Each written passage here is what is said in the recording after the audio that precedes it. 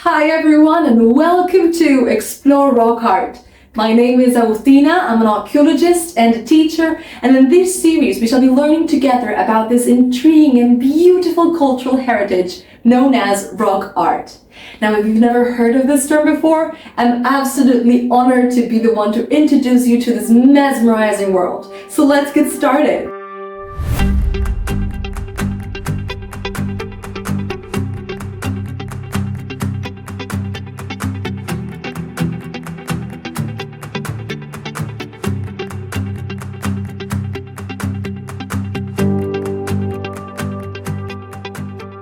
For over thousands and thousands of years, people from all over the world have left behind these fascinating images imprinted onto different types of rock surfaces.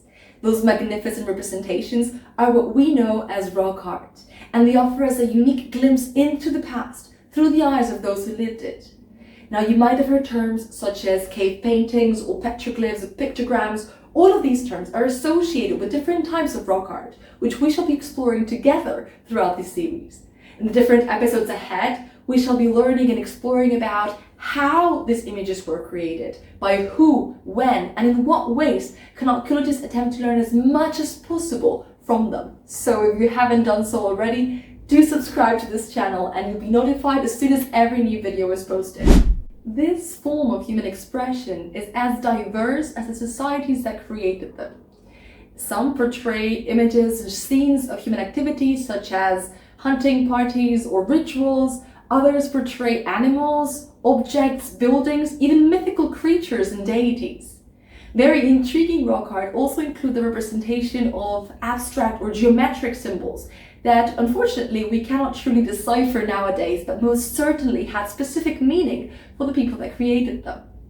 Now, the elaboration of images on stone surfaces is quite an ancient activity. In fact, in Spain we have archaeological evidence that suggests rock art as old as 67,000 years old. But rock art is not to be portrayed or believed as just an activity from a long lost distant past. Across millennia, and in some places up until recent generations, rock art continued to be a significant part of social, economic, and spiritual lives for groups throughout the world. Every continent in the world, except for Antarctica, has rock art. A lot of it is known, a lot is yet to be found, and that which is known is still being revisited and reevaluated as new technologies emerge and broaden the scope of information that we can retrieve from them. In this first video, we need to clarify some of the basics. Based on the technique used to create the images, we can organize rock art into three types: paintings, also known as pictograms, carvings, often referred to as petroglyphs, and geoglyphs. Paintings are those images created by adding something onto the surface. Yes, the something, paint, is often created by combining mineral pigments found in nature with different binders in order to create a more malleable substance. We find painted rock art in a wide array of colors and combinations across the world. The most frequent colors are red, yellow, orange, black, and white. Now, carvings, quite a different story. In order to create the image, instead of adding something onto the surface, the artists extracted bits and pieces of the darker weathered surface of the rock in order to expose the lighter interior and create images through contrasts. And last but not least, geoglyphs are those large images created on the ground by rearranging rocks in clasts. They were made by either piling, concentrating boulders in order to create a design, or by extracting weathered stones and exposing less patinated ones in order to create negative images. As we embark on this journey, we need to remember something truly, truly important.